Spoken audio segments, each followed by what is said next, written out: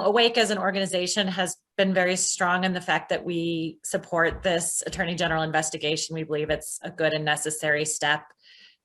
We also know there are a lot of Catholics who don't feel that way, who think this is a threat to the church, who feel like the church is being unfairly targeted, or who are just worried about what's going to happen next because they love their church and they don't want to see more scandal. So I guess I would love to have some people share about what would you say to Catholics in the pews who might be a little unsure and not really sure if they should support this kind of thing.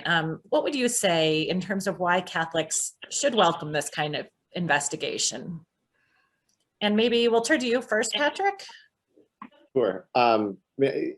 This is hard, right? What we've been talking about tonight are some of the toughest things that any human beings ever have to go through.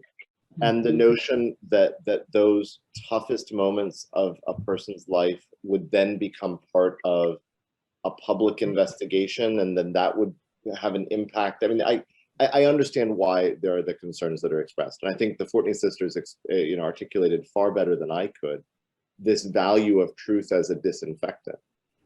What I suppose I'd want to add to it is, in the Second Vatican Council in the middle of the 20th century, one of the things that was revolutionary in the Catholic Church was the idea of elevating the role of lay people, and saying that the Catholic Church is not just the group of the bishops and the Pope and the clergy and the religious. It's all the members of the body of Christ, and that everyone has a responsibility to work toward the good of the church. And I think the tricky thing here is that the good of the church, and this is true of other institutions that are facing the sorts of challenges we've been talking about, the good of the church here may be to go through that process of purgatory that I was alluding to before, going through a process of really sort of having the layers of comfort stripped away so that we can see what was truly there, what maybe still is truly there in some spaces, so that we can work toward a better life together. And I hope, I mean, I can't imagine what our sisters and brothers who are nuns and priests and otherwise, whose integrity must feel so challenged by the actions of those who have abused. I don't want to even begin to imagine how difficult that is for them. But I think that this is a moment where the truth will set us free if we're able to take that next step. And that if it's done in a half measure, if there's a moment where we're holding back so that the full story isn't told, I worry that we'll be back here again in 3 years or 5 years and we'll be having the same kind of conversation. So I hope that this is a moment to bring some closure to the past. And as Janine was saying before, to look forward to a future where the Catholic Church is a leader in child protection and not sort of one of the perpetrators. Janine, would you want to add something to that? Sure. I am a devoted Catholic. I love the church. My faith is rooted in it. And I would encourage people to look at first of all, the wonderful work of Awake. I'll tell you, there is such a hunger among people out in the community to recognize that there's been a deep harm and it needs to be addressed. We do these talking circles in parishes with people who have not been, are not survivors themselves, that are simply members of the church. And I remember one man saying, I wasn't abused. I don't know anybody who was abused, but I don't trust them anymore, meaning the priests. There's a profound wound in the church at lots of different levels.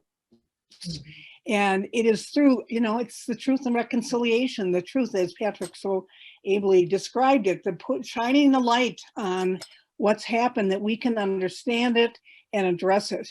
And, people just haven't known a way to do it. And I think that people ought to look at this as an opportunity for the church to move in a positive way. The old, what would Jesus do? I mean, Jesus would take a look and say, this is no good. We're going to take a look at it and we're going to change it. And this is what this is the path. And so, and then, I think, the three Fortney sisters are just an amazing beacon for all of us to understand why it is so important for us to understand this. I really appreciate their comments tonight and their willingness to continue to do this and relive the experience. And I think the people who have doubts should listen to survivors like them to understand that we need to do some work so that this doesn't happen again. Thank you, Janine. Laura, would you like to have the last word here? Do you have a thought on what you might say to Catholics that are feeling a little unsure about this? I do. I first want to say, I hope that you don't hold it against a victim that they can't find it in themselves to go into a Catholic church. I was one of them for a long time, because when I go into a Catholic church, everything triggers me. It brings me back to a very dark place. And it's not that they don't want to be, some of them, but it's hard. It's hard. And the other thing that I say is be careful how you talk about this situation, because your kids are listening and they may be somebody that has been abused. And we have a lot of heartstrings connected to parents that have lost their children to this.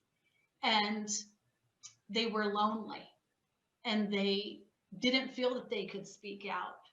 And that's the last thing you want for your children. So you never know, it could be your child or your grandchild.